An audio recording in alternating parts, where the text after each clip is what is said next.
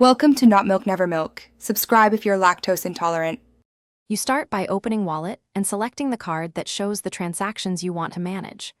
Authenticate with Face ID, Touch ID, or your passcode. This unlocks transaction details. Once done, tap the card to reveal recent activity and the small info icon. Make sure you're on the transactions list view so you can see merchant names and dates. You'll be ready to proceed to viewing details and managing visibility in the next step. You now tap individual transactions to reveal actions. If there's a report and issue link, use it for disputes. This sends details to Apple. Otherwise, look for hide transaction or remove. Options vary by region and card issuer. Some banks allow local deletion from Wallet. Make sure to confirm prompts. If you don't see delete options, you'll need to manage history via your card issuer's app or website.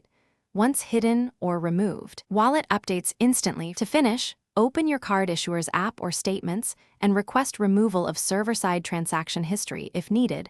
Wallet may be only a viewer. Make sure to restart Wallet or reboot your device to force a sync. This often clears lingering entries. If transactions still appear, contact Apple support or your bank and explain you removed or hid items in Wallet but they persist. They can trace sync issues. Troubleshooting tip: sign out and back into iCloud only after confirming backups to avoid data loss. Thanks for watching. If this was helpful, leave a like and consider subscribing. See you next time.